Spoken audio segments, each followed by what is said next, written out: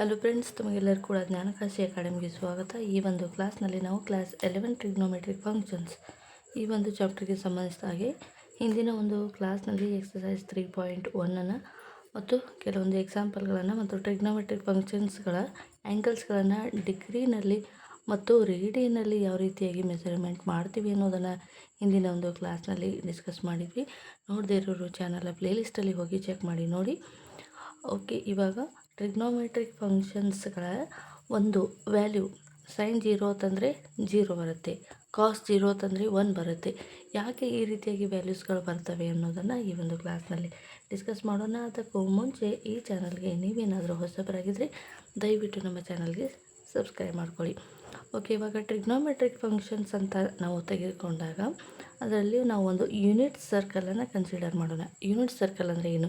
ಈ ಒಂದು ಸರ್ಕಲ್ನ radius 1 metre ಅಥವಾ 1 ಸೆಂಟಿಮೀಟರ್ ಈ ರೀತಿಯಾಗಿರೋದಕ್ಕೆ 1 ಯೂನಿಟ್ ಅಂತ ಹೇಳಿ ನಾವು ಕನ್ಸಿಡರ್ ಮಾಡ್ತೀವಿ. ಈ ಒಂದು ಸರ್ಕಲನ್ನು ನಾನು ಏನು ಮಾಡ್ತೀನಪ್ಪ ಅಂದರೆ 4 ಕ್ವಾಡ್ರಂಟಾಗಿ ಡಿವೈಡ್ ಮಾಡ್ತೀನಿ. ಓಕೆ, ಇವಾಗ ಇಲ್ಲಿ ಒಂದು ರೇಡಿಯಸನ್ನು ತೆಗೆದುಕೋತೀನಿ. ಈ ರೇಡಿಯಸ್ನ ಒಂದು ಬಿಂದುಗೆ ಪಿ ಆಫ್ ಎ ಬಿ ಅಂತ ಹೇಳಿ ಕರಿತೀನಿ ಮತ್ತು ಸೆಂಟರ್ಗೆ ಓ ಮತ್ತು ಈ ನಿರ್ದೇಶಾಂಕಗಳಿಗೆ ನಾವು 1 0 0 1 -1 0 ಮತ್ತು ಇಲ್ಲಿ 0 -1 ಈ ರೀತಿಯಾಗಿ ಕೋಆರ್ಡಿನೇಟ್ ಬರ್ತವೆ.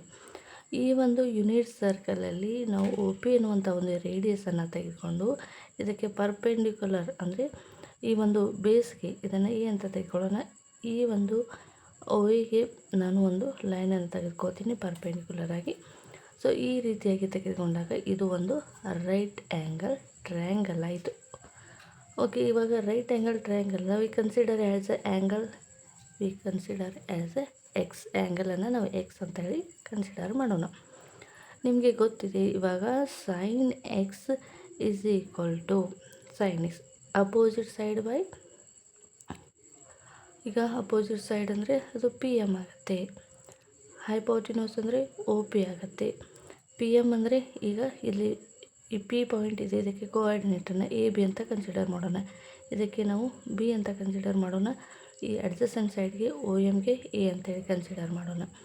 ಓಕೆ, ಪಿ ಎಮ್ ಅಂದರೆ ಬಿ ಅಂತ ಇದೆ divided by hypotenuse, opposite side by hypotenuse ಅಂದರೆ sine x is equal to B ಅಂತಾಯಿತು. ಅದೇ ರೀತಿಯಾಗಿ ಕಾಸ್ ಎಕ್ಸ್ ಅಂದರೆ adjacent side by O M divided by hypotenuse ಅಂದರೆ ಒ ಪಿ ಆಗುತ್ತೆ. ಒ ಎಮ್ ಅಂದರೆ ಎ ಆಗಿರಲಿ, ಹೈಪೋಟಿನ್ಯೂಸ್ 1 ಆಗಿರುತ್ತೆ.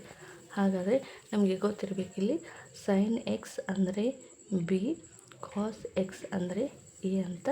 ಇಷ್ಟನ್ನು ನೀವು ನೆನ್ಪಿಟ್ಕೊಳ್ಳಿ.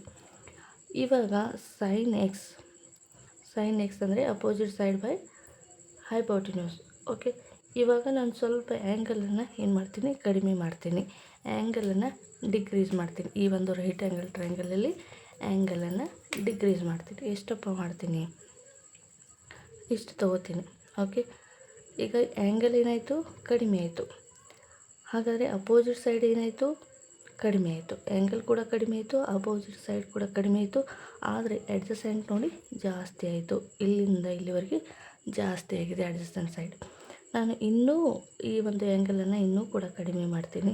ಆವಾಗ ಏನಾಗುತ್ತೆ, ಆ್ಯಂಗಲ್ ಕಡಿಮೆ ಆಯಿತು, ಅಪೋಸಿಟ್ ಸೈಡ್ ಕಡಿಮೆ ಆಯಿತು, ಆದರೆ ಅಡ್ಜಸೆಂಟ್ ಸೈಡ್ ಜಾಸ್ತಿ ಆಯಿತು. ಇದೇ ರೀತಿಯಾಗಿ ನಾನು ಆ್ಯಂಗಲನ್ನು ಡಿಕ್ರೀಸ್ ಮಾಡ್ತಾ ಬಂದಾಗ ಅಪೋಸಿಟ್ ಸೈಡ್ ಕಡಿಮೆ ಆಗುತ್ತೆ, ಆ್ಯಂಗಲ್ ಕಡಿಮೆ ಆಗುತ್ತೆ, ಆದರೆ ಅಡ್ಜಸೆಂಟ್ ಸೈಡ್ ಜಾಸ್ತಿ ಆಗುತ್ತೆ. ಒನ್ ಟೈಮಿಗೆ ಬಂದು ಏನಾಗುತ್ತೆ ಅಂದರೆ ಹೈಪೋಟಿನ್ಯೂಸ್ ಮತ್ತು ಅಡ್ಜಸೆಂಟ್ ಸೈಡು ಒಂದರಲ್ಲಿ ಒಂದು ಮರ್ಜ್ ಆಗಿಬಿಡ್ತವೆ. ಅಂದರೆ ಈಗ ರೇಡಿಯಸನ್ನು ನಾವು ಈ ಒಂದು ಸರ್ಕಲ್ನ ರೇಡಿಯಸನ್ನು 1 ಮೀಟರ್ ಅಥವಾ 1 ಸೆಂಟಿಮೀಟರ್ ಅಂತ ತೆಗೆದುಕೊಂಡಾಗ ಈಗ ಸೈನ್ ಎಕ್ಸನ್ನು ತೆಗೆದುಕೊಳ್ಳೋಣ. ಸೈನ್ ಎಕ್ಸ್ ಅಂದಾಗ ಇಲ್ಲಿ ಅಪೋಸಿಟ್ ಸೈಡ್ ಇಲ್ಲ, ಎಲ್ಲವೂ ಕೂಡ ಏನಾಗಿದೆ, ಡಿಸಪಿಯರ್ ಆಗಿದೆ, ಅಪೋಸಿಟ್ ಸೈಡ್ ಇಲ್ಲ. ಹಾಗಾದರೆ ಸೈನ್ ಎಕ್ಸ್ ಏನಾಗಿದೆ, 0 ಇದೆ, ಅಪೋಸಿಟ್ ಸೈಡ್ 0 ಇದೆ, ಹೈಪೋಟಿನ್ಯೂಸ್ ಏನಾಗಿರುತ್ತೆ, 1 ಆಗಿರುತ್ತೆ. ಹಾಗಾದರೆ ಸೈನ್ ಟೀಟಾ ವ್ಯಾಲ್ಯೂ 0 ಆದಾಗ ಆ್ಯಂಗಲ್ ಇಲ್ಲಿ ಏನಾಗಿದೆ, ಕಂಪ್ಲೀಟಾಗಿ ಆ್ಯಂಗಲ್ 0 ಆಗಿದೆ. ಹಾಗಾದರೆ ಸೈನ್ 0 ಯಾವಾಗಲೂ ಏನಾಗಿರುತ್ತೆ, 0 ಆಗಿರುತ್ತೆ. ಯಾಕಂದರೆ ಅಲ್ಲಿ ಅಪೋಸಿಟ್ ಸೈಡ್ ಇಲ್ಲ ಅಂದರೆ ಸೈನ್ ವ್ಯಾಲ್ಯೂ ಬರೋದಿಲ್ಲ. ಹಾಗಾಗಿ ಅಪೋಸಿಟ್ ಸೈಡ್ 0 ಆಗಿದರೆ ಸೈನ್ ಟೀಟಾ ವ್ಯಾಲ್ಯೂ ಕಡಿಮೆ ಆದಾಗ ಸೈನ್ ಟೀಟಾ ವ್ಯಾಲ್ಯೂ ಕೂಡ ಏನಾಗುತ್ತೆ, ಕಡಿಮೆ ಆಗುತ್ತೆ, ಅಂದರೆ ಅದು 0 ಆಗಿರುತ್ತೆ. ಹಾಗಾದರೆ ಇನ್ನೊಂದು ಸಾರಿ ಅಬ್ಸರ್ವ್ ಮಾಡಿ, ಕಾಸ್ ಎಕ್ಸನ್ನು ಅಬ್ಸರ್ವ್ ಮಾಡೋಣ. ಕಾಸ್ ಎಕ್ಸ್ ಅಂದರೆ ಅಡ್ಜಸೆಂಟ್ ಸೈಡ್ ಅಂದರೆ ಅದು ಅಡ್ಜಸೆಂಟ್ ಆ್ಯಂಗಲನ್ನು ಕಡಿಮೆ ಮಾಡ್ತಾ ಬಂದಾಗ ಓ ಎ ಆಗಿಬಿಡತ್ತೆ. ಓ ಎ ಎಷ್ಟಿದೆಪ್ಪ ಅಂದರೆ 1 ಯೂನಿಟ್ ಇದೆ. ಹಾಗಾದರೆ ಹೈಪೋಟಿನ್ಯೂಸ್ ಏನಿದೆ ಅದು ಕೂಡ ಅಡ್ಜಸೆಂಟ್ ಸೈಡಲ್ಲಿ ಮರ್ಜ್ ಆಗಿಬಿಟ್ಟಿದೆ, ಅದು ಕೂಡ 1 ಆಗಿರುತ್ತೆ. ಹಾಗಾದರೆ cos theta is equal to 1 ಆಗುತ್ತೆ. ಸೈನ್ ಥೀಟಾ 0 ಆದಾಗ 0 ಇದೆ, ಕಾಸ್ ಥೀಟಾ 0, ಈ ಕಾಸ್ ಥೀಟಾ ಆ್ಯಂಗಲ್ 0 ಇದ್ದಾಗ ಕಾಸ್ ಥೀಟಾ 1 ಬರ್ತಾಯಿದೆ. ಇದೇ ಒಂದು ಕೋಆರ್ಡಿನೇಟನ್ನು ಇಲ್ಲಿ ಬರೆದಿದ್ದಾರೆ. ಹಾಗಾದರೆ ಇದು ಸೈನ್ ವ್ಯಾಲ್ಯೂ, ಇದು ಕಾಸ್ ವ್ಯಾಲ್ಯೂ, ಇಷ್ಟು ಗೊತ್ತಿರಬೇಕು. ಅಪೋಸಿಟ್ ಸೈಡ್ ಇದ್ದರೆ ಸೈನ್ ಥೀಟಾ ಏನಾಗಿರುತ್ತೆ, ಅಪೋಸಿಟ್ ಸೈಡ್ ಇದ್ದರೆ ಸೈನ್ ಥೀಟಾ ವ್ಯಾಲ್ಯೂ ಸಿಗುತ್ತೆ. ಅಪೋಸಿಟ್ ಸೈಡ್ ಇಲ್ಲದೆ ಹೋದರೆ ಸೈನ್ ಥೀಟಾ ವ್ಯಾಲ್ಯೂ 0 ಆಗುತ್ತೆ. ಅವು ನೋಡಿ, ಇವಾಗ ಥೀಟಾ ವ್ಯಾಲ್ಯೂ ಡಿಕ್ರೀಸ್ ಆದಾಗ ಕಾಸ್ ಥೀಟಾ ವ್ಯಾಲ್ಯೂ ಏನಾಗುತ್ತೆ, ಇನ್ಕ್ರೀಸ್ ಆಗುತ್ತೆ. ಅವಾಗ ಎಷ್ಟಿರುತ್ತೆ ವ್ಯಾಲ್ಯೂ, ಥೀಟಾ ಕಡಿಮೆ ಆದಾಗ ಕಾಸ್ ವ್ಯಾಲ್ಯೂ 1 ಇರುತ್ತೆ. ಓಕೆ, ಇವಾಗ ಈ ಒಂದು ಆ್ಯಂಗಲನ್ನು ನಾನು ಈಗ ಸೈನ್ ಥೀಟಾ ವ್ಯಾಲ್ಯೂ, ಓಕೆ ಇಷ್ಟು ಗೊತ್ತಾಯಿತು. ಸೈನ್ ಥೀಟಾ 0 ಆಗಿದ್ದಾಗ ಅದರ ಒಂದು ಸೈನ್ ವ್ಯಾಲ್ಯೂ ಏನಿರುತ್ತೆ 0 ಆಗಿರುತ್ತೆ. ಯಾವಾಗ ಆ್ಯಂಗಲ್ 0 ಆಗಿದ್ದಾಗ. ಹಾಗಾದರೆ ಸೈನ್ ವ್ಯಾಲ್ಯೂ ಮತ್ತೆ ಎಲ್ಲಿ 0 ಬರುತ್ತೆ, ಇಲ್ಲಿ ನಾನು ಆ್ಯಂಗಲನ್ನು ಜಾಸ್ತಿ ಮಾಡ್ತಾ ಹೋಗ್ತೀನಿ. ಆ್ಯಂಗಲನ್ನು ಜಾಸ್ತಿ ಮಾಡ್ತಾ ಹೋದಾಗ ಏನಾಗುತ್ತೆ, ಇಲ್ಲಿ ಆ್ಯಂಗಲನ್ನು ಜಾಸ್ತಿ ಮಾಡ್ತಾಯಿದ್ದೀನಿ, ಅಬ್ಸರ್ವ್ ಮಾಡಿ, ಆ್ಯಂಗಲನ್ನು ಜಾಸ್ತಿ ಮಾಡ್ತಾಯಿದ್ದೀನಿ. ಇಲ್ಲಿ ಅಪೋಸಿಟ್ ಸೈಡ್ ಜಾಸ್ತಿ ಆಗ್ತಾಯಿದೆ, ಅಡ್ಜಸೆಂಟ್ ಸೈಡು ಇಲ್ಲಿಂದ ಇಲ್ಲಿಗೆ ಕಡಿಮೆ ಆಯಿತು. ಅದೇ ರೀತಿ ಆ್ಯಂಗಲನ್ನು ಇಲ್ಲಿಂದ ನಾನು ಅಗೇನ್ ಇಲ್ಲಿವರೆಗೆ ತೆಗೆದುಕೊಡ್ತೀನಿ. ಇಲ್ಲಿ ಅಡ್ಜಸೆಂಟ್ ಸೈಡ್ ಏನಾಗುತ್ತೆ 0 ಆಗುತ್ತೆ. ಆವಾಗ ಹೈಪೋಟೆನ್ಯೂಸಲ್ಲಿ ಅಪೋಸಿಟ್ ಸೈಡು ಮರ್ಜ್ ಆದಾಗ ಸೈನ್ ವ್ಯಾಲ್ಯೂ ಇಲ್ಲಿ 1 ಆಗುತ್ತೆ, ಕಾಸ್ ವ್ಯಾಲ್ಯೂ 0 ಆಗುತ್ತೆ. ಓಕೆ, ನಾವೀಗ ಕಾಸನ್ನು ಆಮೇಲೆ ಮಾತಾಡೋಣ. ಈಗ ಸೈನ್ ವ್ಯಾಲ್ಯೂವನ್ನು ತೆಗೆದುಕೊಳ್ಳೋಣ. ಸೈನ್ ವ್ಯಾಲ್ಯೂ ಮತ್ತೆ ಎಲ್ಲಿ 0 ಬರುತ್ತೆ ನೋಡಿ, ಆ್ಯಂಗಲನ್ನು ಇಲ್ಲಿ ಟ್ರೈ ಮಾಡ್ತೀನಿ ನೋಡಿ. ಈ ರೀತಿಯಾಗಿ ಆ್ಯಂಗಲನ್ನು ನಾನು ಜಾಸ್ತಿ ಮಾಡ್ತಾ ಬರ್ತೀನಿ ಇಲ್ಲಿಂದ ಇಲ್ಲಿವರೆಗೆ. ಓಕೆ, ಅಗೇನ್ ಮತ್ತೆ ಏನು ಮಾಡ್ತೀನಿ, ಈ ರೀತಿಯಾಗಿ. ಅಂದರೆ ಇಲ್ಲಿ ಅಗೇನ್ ಏನಾಗ್ತಾಯಿದೆ, ಅಪೋಸಿಟ್ ಸೈಡ್ ಕಡಿಮೆ ಆಗ್ತಾಯಿದೆ, ಅಡ್ಜಸೆಂಟ್ ಸೈಡ್ ಜಾಸ್ತಿ ಆಗ್ತಾಯಿದೆ. ಇದೇ ರೀತಿಯಾಗಿ ಮಾಡ್ತಾ ಬಂದಾಗ ಇಲ್ಲಿ ಹೈಪೋಟೆನ್ಯೂಸು ಅಡ್ಜಸೆಂಟ್ ಸೈಡಲ್ಲಿ ಅಗೇನ್ ಮರ್ಜ್ ಆಗಿಬಿಡುತ್ತೆ, ಇಲ್ಲಿ ಅಪೋಸಿಟ್ ಸೈಡ್ ಇರೋದಿಲ್ಲ. ಹಾಗಾದರೆ ಆ್ಯಂಗಲ್ ಇಲ್ಲಿಂದ ಇಲ್ಲಿವರೆಗೆ ಬಂದರೆ ಎಷ್ಟಾಗುತ್ತೆ, 180 ಡಿಗ್ರಿ ಆಗುತ್ತೆ. 180 ಡಿಗ್ರಿಯನ್ನು ನಾವು ರೇಡಿಯನಲ್ಲಿ ಯಾವ ರೀತಿಯಾಗಿ ಬರಿತೀವಿ, sine pi equals to 0. Next ಈ ಸೈನ್ ವ್ಯಾಲ್ಯೂ ಅಗೇನ್ ಇಲ್ಲಿ ಬಂದಾಗ ಏನಾಗಿರುತ್ತೆ, -1 ಆಗಿರುತ್ತೆ. ಮತ್ತು ಎಲ್ಲಿ 0 ಬರುತ್ತೆ ಅಂದರೆ ಈ ಆ್ಯಂಗಲ್ ಇಲ್ಲಿಂದ ಅಗೇನ್ ಇಲ್ಲಿವರೆಗೆ ಬಂದಾಗ ಇದು ಪೈ ಆದರೆ ಇದು 2π ಆಗಿರುತ್ತೆ. Sine 2π equals to 0. Again sine value angle sine 3π equals to 0. Angle 4π equal to 0. Sine 4π equals to 0 up to ಎಲ್ಲಿವರೆಗಪ್ಪ ಅಂದರೆ sine nπ equals to 0. This is our general formula. Sine theta value ಯಾವಾಗ 0 ಇರುತ್ತೆ, sine nπ equals to 0. n is any integer. Okay, ಈಗ sine value 0 ಹೇಗೆ ಬರುತ್ತೆ, sign value 1 ಹೇಗೆ ಬರುತ್ತೆ ಅನ್ನೋದು, ಸೈನ್ ವ್ಯಾಲ್ಯೂ 0 ಯಾವ ರೀತಿಯಾಗಿ ಬರುತ್ತೆ ಅನ್ನೋದನ್ನು ತಿಳ್ಕೊಂಡ್ರಿ. ನೆಕ್ಸ್ಟ್ ನಾವು ಓಕೆ, ಇವಾಗ ಸೈನ್ ಬಗ್ಗೆ ತಿಳ್ಕೊಂಡ್ವಿ. ಕಾಸ್ ಆಗಿದ್ರೆ ಕಾಸ್ ಎಲ್ಲಿದ್ದಾಗ 0 ಬರುತ್ತೆ ಅದ್ರ ಬಗ್ಗೆ ತಿಳ್ಕೊಳ್ಳೋಣ. ಓಕೆ, ಇವಾಗ ಕಾಸ್ ವ್ಯಾಲ್ಯೂವನ್ನು ಕನ್ಸಿಡರ್ ಮಾಡೋಣ. ಈಗ ಒಂದು ರೈಟ್ ಆ್ಯಂಗಲ್ ಟ್ರಯಾಂಗಲನ್ನು ಕನ್ಸಿಡರ್ ಮಾಡೋಣ. ಇದು ಪಿ ಕೋಆರ್ಡಿನೇಟಿವ್ ಎ ಅಂದರೆ ಕಾಸು, ಬಿ ಅಂದರೆ ಸೈನು. ಓಕೆ, ಇಷ್ಟಿದೆ. ನಾವು ಆವಾಗಲೇ ಈಗ ಏನು ಮಾಡ್ತಾ ಬಂದ್ವಿ, ಆ್ಯಂಗಲನ್ನು ಕಡಿಮೆ ಮಾಡ್ತಾ ಬಂದಾಗ ಸೈನ್ ಥೀಟಾ ವ್ಯಾಲ್ಯೂ ಏನಾಗುತ್ತೆ, ಕಡಿಮೆ ಆಗುತ್ತೆ. ಈಗ ಆ್ಯಂಗಲನ್ನು ಜಾಸ್ತಿ ಮಾಡ್ತಾ ಹೋಗೋಣ. ಈ ರೀತಿಯಾಗಿ ಆ್ಯಂಗಲನ್ನು ಜಾಸ್ತಿ ಮಾಡ್ತಾ ಹೋಗೋಣ. ಆವಾಗ ಆ್ಯಂಗಲ್ ಜಾಸ್ತಿ ಆಗುತ್ತೆ, ಆದರೆ ಅಡ್ಜಸೆಂಟ್ ಏನಾಗುತ್ತೆ, ಕಡಿಮೆ ಆಗ್ತಾ ಬರುತ್ತೆ. ಅಗೇನ್ ಒಂದು ಟೈಮಿಗೆ ಬಂದಾಗ ಏನು ಮಾಡ್ತೀವಪ್ಪ ಅಂದರೆ ಹೈಪೋಟೆನ್ಯೂಸು ಅಪೋಸಿಟ್ ಸೈಡು ಒಂದರಲ್ಲಿ ಒಂದು ಮರ್ಜ್ ಆಗಿಬಿಡುತ್ತೆ. ಆವಾಗ ಏನಾಗುತ್ತಪ್ಪ ಅಂದರೆ ಅಡ್ಜಸೆಂಟ್ ಪೂರ್ತಿಯಾಗಿ ಡಿಸಪಿಯರ್ ಆಗಿಬಿಡುತ್ತೆ. ಓಕೆ, ಇವಾಗ ಕಾಸ್ ಇದು ವ್ಯಾಲ್ಯೂ ಎಲ್ಲಿ ಬಂದಿದೆ ನೋಡಿ, ಇಷ್ಟು ಆ್ಯಂಗಲನ್ನು ಕನ್ಸಿಡರ್ ಮಾಡಿದಾಗ, ಇಷ್ಟು ಆ್ಯಂಗಲನ್ನು ಜಾಸ್ತಿ ಮಾಡಿದಾಗ ಇದು ಏನಾಗಿರುತ್ತೆ, ರೈಟ್ ಆ್ಯಂಗಲ್ ಟ್ರಯಾಂಗಲ್ ಅಂದರೆ ಇದು 90 ಡಿಗ್ರಿ ಆಗಿರುತ್ತೆ. 90 ಡಿಗ್ರಿ ಅಂದಾಗ ಕಾಸ್ π/2 π/2 ಅಂತಂದಾಗ 0 ಆಗಿರುತ್ತೆ. ಯಾಕಂದರೆ ಈಗ ಕಾಸ್ ವ್ಯಾಲ್ಯೂವನ್ನು ನಾವು ಕನ್ಸಿಡರ್ ಮಾಡಬೇಕಾದ್ರೆ ಅಡ್ಜಸೆಂಟ್ ಸೈಡ್ ಬೈ ಹೈಪೋಟೆನ್ಯೂಸ್ ಅಂತೀವಿ. ಆದರೆ ಇಲ್ಲಿ ಆ್ಯಂಗಲನ್ನು ಜಾಸ್ತಿ ಮಾಡ್ತಾ ಹೋದಾಗ ಅಡ್ಜಸೆಂಟ್ ಏನಾಗಿರುತ್ತೆ, 0 ಆಗಿರುತ್ತೆ, ಹೈಪೋಟೆನ್ಯೂಸು 1 ಆಗಿರುತ್ತೆ. ಹಾಗಾಗಿ ಕಾಸ್ π/2 = 0. ಅಗೇನ್ ನಾವು ಇಲ್ಲಿ ಈ ರೀತಿಯಾಗಿ ತೆಗೆದುಕೊಂಡು ಬರೋಣ, ಆ್ಯಂಗಲನ್ನು ಇಲ್ಲಿವರೆಗೆ ತೆಗೆದುಕೊಂಡು ಬರೋಣ. ಇವಾಗ ಏನಾಗುತ್ತೆ, ಅಡ್ಜಸೆಂಟ್ ಸೈಡು ಇಲ್ಲಿಂದ ಇರಲಿಕ್ಕೆ ಜಾಸ್ತಿ ಆಗುತ್ತೆ. ಈಗ ಇದು ಕಾಸ್ದು ಮಾತಾಡೋಣ. ಜಾಸ್ತಿ ಆಗ್ತಾ ಬಂದಾಗ ಅಗೇನ್ ಇದು ಕಾಸ್ ವ್ಯಾಲ್ಯೂ ಮತ್ತೆ ಎಲ್ಲಿ 0 ಆಗುತ್ತೆ ಅಂದಾಗ ಇಲ್ಲಿಂದ ಇಲ್ಲಿವರೆಗೆ ಆ್ಯಂಗಲ್ ಇಲ್ಲಿ ಬಂದಾಗ ಏನಾಗುತ್ತೆ ಅಂದರೆ 0 ಆಗುತ್ತೆ. ಇವಾಗ ನೋಡಿ, ಆ್ಯಂಗಲನ್ನು ನಾನು ಇಷ್ಟು ಜಾಸ್ತಿ ಮಾಡ್ತಾ ಬಂದೆ, ಇಲ್ಲಿವರೆಗೆ ಇಷ್ಟಾಯಿತು. ನೆಕ್ಸ್ಟ್ ಅಗೇನ್ ಇನ್ನೂ ಜಾಸ್ತಿ ಮಾಡ್ತಾ ಬಂದಾಗ ಒಂದು ಸೈಡು ಅಪೋಸಿಟ್ ಸೈಡು ಏನಾಗುತ್ತೆ, ಈ ಒಂದು ಹೈಪೋಟೆನ್ಯೂಸಲ್ಲಿ ಮರ್ಜ್ ಆದಾಗ ಇಲ್ಲಿ ಅಡ್ಜಸೆಂಟ್ ಏನಾಗುತ್ತೆ, ಪೂರ್ತಿಯಾಗಿ ಕಡಿಮೆ ಆಗಿರುತ್ತೆ. ಹಾಗಾಗಿ ಕಾಸ್ 3π/2 0 ಆಗಿರುತ್ತೆ. ಯಾಕಂದರೆ ಇಲ್ಲೂ ಕೂಡ ಅಡ್ಜಸೆಂಟ್ ಇರೋದಿಲ್ಲ. ನೆಕ್ಸ್ಟ್ ಕಾಸ್ ಇದು 3π/2 ಆಯಿತು. ಅಗೇನ್ ಆ್ಯಂಗಲ್ ಇಲ್ಲಿ ಹೋದಾಗ ಏನಾಗುತ್ತೆ, ಕಾಸ್ πu/2 ಓಕೆ. ಈ ರೀತಿಯಾಗಿ ಇದ್ದಾಗ ಆ್ಯಂಗಲ್ಸ್ಗಳು ಏನಾಗುತ್ತೆ, ಕಾಸ್ದು π/2 ಇದ್ದಾಗ ಅಂದರೆ 90, 3π/2 ಅಂದಾಗ ಎಷ್ಟು, 270 ಡಿಗ್ರಿ. ಓಕೆ. ಈ ರೀತಿಯಾಗಿ ವ್ಯಾಲ್ಯೂಗಳು ಬಂದಾಗ ಕಾಸ್ದು 0 ಆಗುತ್ತೆ. ಇದರ ಒಂದು ಜನರಲ್ ಫಾರ್ಮುಲಾವನ್ನು ನಾವು ಯಾವ ರೀತಿಯಾಗಿ ಬರೀಬೇಕಪ್ಪ ಅಂದರೆ ಕಾಸ್ 2n + 1 π/2 = 0. ಜನರಲ್ ಫಾರ್ಮುಲಾವನ್ನು ನೀವು ಚೆನ್ನಾಗಿ ನೆನ್ಪಿಟ್ಕೊಳ್ಳಿ.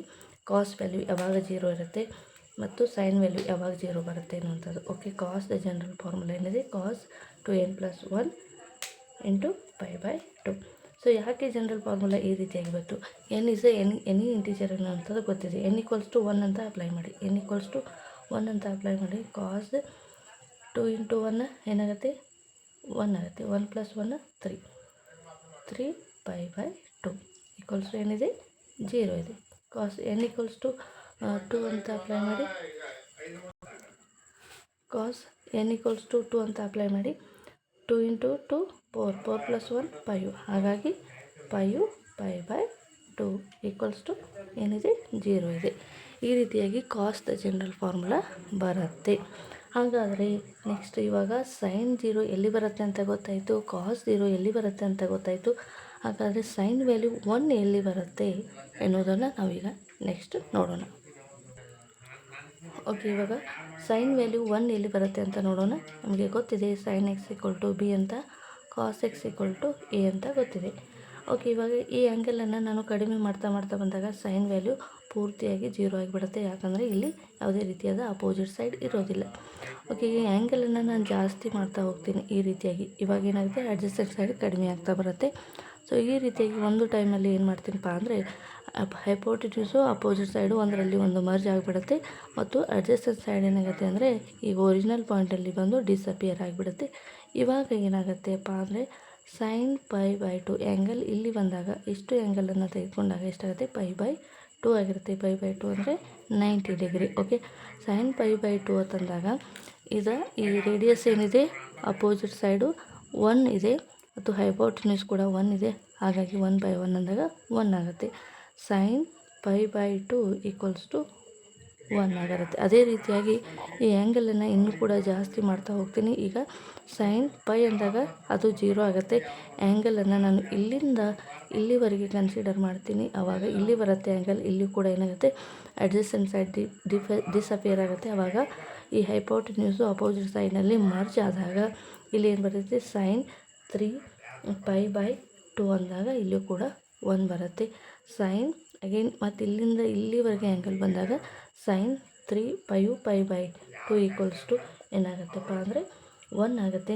ಹಾಗಾದರೆ ಜನರಲ್ ಫಾರ್ಮುಲಾ ಏನಪ್ಪ ಅಂದರೆ ನಿಮಗೆ ಗೊತ್ತಿದೆ, ಆಲ್ರೆಡಿ ಕಾಸ್ದು ನೋಡಿದ್ವಿ. ಸೈನ್ 2n + 1 π/2 ಏನಾಗುತ್ತೆ, ಇನ್ನೊಂದು ಇಲ್ಲಿ ಒಂದು ಕನ್ಫ್ಯೂಷನ್ ಇದೆ, ಈಗ ಸೈನ್ π/2 ಅಂತಂದಾಗ ಇಲ್ಲೂ ಕೂಡ ಇದು ಎಕ್ಸಸ್ ಅಂದಾಗ ಇಲ್ಲಿ ಪಾಸಿಟಿವ್ ಏನು ಬರ್ತವೆ, ಇಂಟೀಜರ್ ಬರ್ತವೆ. ಇಲ್ಲೂ ಕೂಡ ಪಾಸಿಟಿವ್ ಬರುತ್ತೆ, ಹಾಗಾಗಿ ಇದು ಪಾಸಿಟಿವ್ ಇದೆ. ಓಕೆ, ಇದು +1 ಇದೆ. ನೆಕ್ಸ್ಟ್ ಇಲ್ಲಿಂದ ಇಲ್ಲಿ ಆ್ಯಂಗಲನ್ನು ಇಲ್ಲಿವರೆಗೆ ತೆಗೆದುಕೊಂಡಾಗ ಇಲ್ಲಿ ಕೂಡ 1 ಬರ್ತಾಯಿದೆ. ಇಲ್ಲಿ ಆಗತ್ತಪ್ಪ ಅಂದರೆ ಇಲ್ಲಿ ನೆಗೆಟಿವ್ ಇಂಟೀಜರ್, ಇಲ್ಲಿಯೂ ಕೂಡ ನೆಗೆಟಿವ್ ಇಂಟೀಜರ್, ಹಾಗಾಗಿ ಇಲ್ಲಿ -1 ಬರುತ್ತೆ. ಏನಾಗುತ್ತೆ, -3 × π/2 ಅಂದಾಗ -1 ಬರುತ್ತೆ. ಮತ್ತು ಈಗ ಆ್ಯಂಗಲ್ ಇಲ್ಲಿಂದ ಇಲ್ಲಿ ತೆಗೆದುಕೊಂಡಾಗ ಸೈನ್ π/2 ಅಂದಾಗ ಇದು +1 ಬರುತ್ತೆ.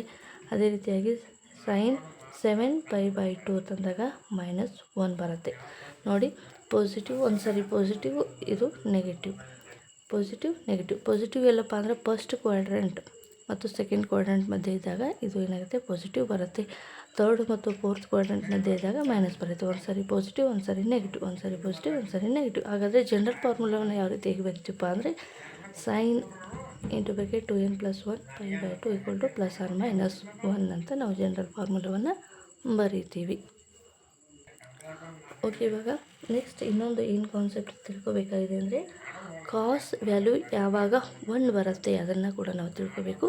ಓಕೆ, ಇವಾಗ ನೆಕ್ಸ್ಟ್ ಡಿಸ್ಕಸ್ ಮಾಡೋಣ. ಓಕೆ, ಇವಾಗ ಕಾಸ್ ವ್ಯಾಲ್ಯೂ ಯಾವಾಗ 1 ಬರುತ್ತೆ ಅಂತ ನೋಡಬೇಕು. ಈಗ ಕಾಸ್ x = a ಅಂತ ನಿಮಗೆ ಗೊತ್ತಿದೆ. ಇವಾಗ ಆ್ಯಂಗಲನ್ನು ಕಡಿಮೆ ಮಾಡ್ತಾ ಬಂದಾಗ ಸೈನ್ ವ್ಯಾಲ್ಯೂ 0 ಆದಾಗ ಸೈನ್ 0 ಆಗುತ್ತೆ. ಈಗ ಕಾಸ್ 0 ಆಗಿದ್ದಾಗ ಏನು ಬರುತ್ತೆ ಅಂತ ನಾವು ನೋಡೋಣ. ಅಂದರೆ ಕಾಸ್ ವ್ಯಾಲ್ಯೂ ಇಲ್ಲಿ 0 ಆಗಿರಬೇಕು. ಕಾಸ್ 0 ಆಗಿದ್ದಾಗ ಕಾಸ್ ವ್ಯಾಲ್ಯೂ ಅಂತಂದರೆ ಇಲ್ಲಿ ಆ್ಯಂಗಲ್ ಏನಾಗಿರಬೇಕು, 0 ಆಗಿರಬೇಕು. ನೋಡಿ, ಈ ರೀತಿಯಾಗಿ ಆ್ಯಂಗಲನ್ನು ನಾವು ಕಡಿಮೆ ಮಾಡ್ತಾ ಬಂದಾಗ ಇಲ್ಲಿ ಅಪೋಸಿಟ್ ಸೈಡ್ ಯಾವುದೇ ರೀತಿಯಾಗಿರೋದಿಲ್ಲ. ಒನ್ ಟೈಮಿಗೆ ಬಂದಾಗ ಏನಾಗುತ್ತೆ, ಅಡ್ಜಸ್ಟೆಂಟ್ ಸೈಡು ಹೈಪೋಟೆನ್ಯೂಸಲ್ಲಿ ಮರ್ಜ್ ಆಗಿರುತ್ತೆ. ಹಾಗಾಗಿ ಕಾಸ್ x ಅಂದರೆ ಅದು ಏನಾಗಿರುತ್ತೆ ಅಂದರೆ ಆ್ಯಂಗಲ್ ಆಗಿರುತ್ತೆ. x ಇದೆ angle.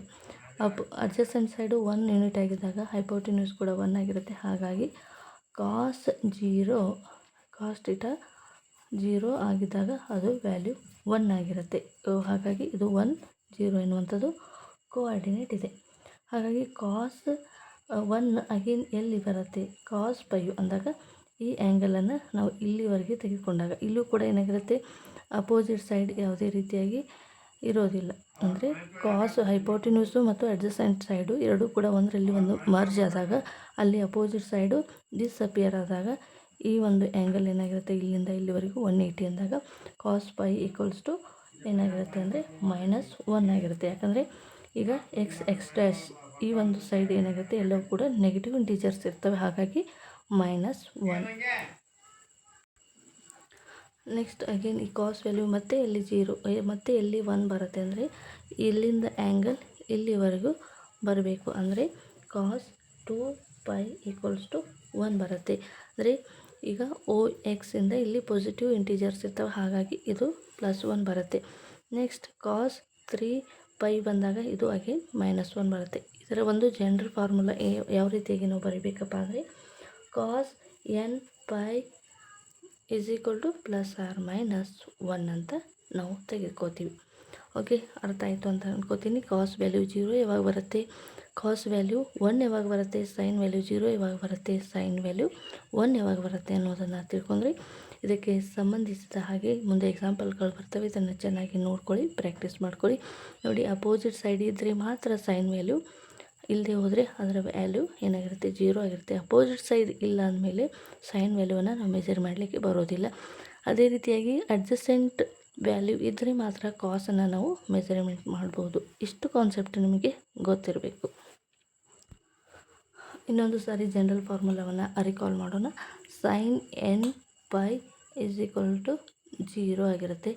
n is any integer. n = ಯಾವುದೇ ಒಂದು ವ್ಯಾಲ್ಯೂವನ್ನು ಹಾಕಿದಾಗ ನಮಗೆ ಏನು ಬರುತ್ತೆ ಅಂದರೆ 0 ಬರುತ್ತೆ.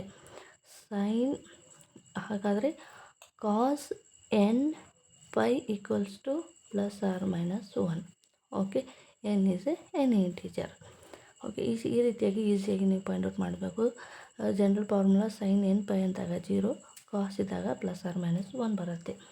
ಅದೇ ರೀತಿಯಾಗಿ ಸೈನ್ 2n+1 π/2 ಇದ್ದಾಗ +or ಬರುತ್ತೆ. ಕಾಸ್ 2n+1 π/2 ಅಂದಾಗ ಅದು 0 ಆಗಿರುತ್ತೆ. n is any integer. ಇಷ್ಟು ಜನರಲ್ ಫಾರ್ಮುಲಾವನ್ನು ನೀವು ತಿಳ್ಕೊಂಡು ಪ್ರಾಕ್ಟೀಸ್ ಮಾಡಿ. ಮುಂದಿನ ಒಂದು ಕ್ಲಾಸ್ನಲ್ಲಿ ಯಾವ ಕ್ವಾಡ್ರೆಂಟಲ್ಲಿ ಯಾವ ಟ್ರಿಗ್ನೋಮೆಟ್ರಿಕ್ ಫಂಕ್ಷನ್ಸ್ಗಳು ನೆಗೆಟಿವ್ ಆಗಿರ್ತವೆ, ಪಾಸಿಟಿವ್ ಆಗಿರ್ತವೆ, ಸೈನ್ ಕನ್ವೆನ್ಷನ್ ಯಾವ ರೀತಿಯಾಗಿ ಮಾಡ್ತಾರೆ ಎನ್ನುವುದನ್ನು ಮುಂದಿನ ಒಂದು ಕ್ಲಾಸ್ನಲ್ಲಿ ಡಿಸ್ಕಸ್ ಮಾಡೋಣ. ಅಲ್ಲಿವರೆಗೂ ನಮ್ಮ ಚಾನಲ್ ವೀಕ್ಷಣೆ ಮಾಡ್ತಾಯಿರಿ. ಇನ್ನೂವರೆಗೂ ನಮ್ಮ ಚಾನಲ್ ಸಬ್ಸ್ಕ್ರೈಬ್ ಆಗದೇ ಇರೋರು ಈಗಲೇ ಸಬ್ಸ್ಕ್ರೈಬ್ ಮಾಡ್ಕೊಳ್ಳಿ. Thank you so much.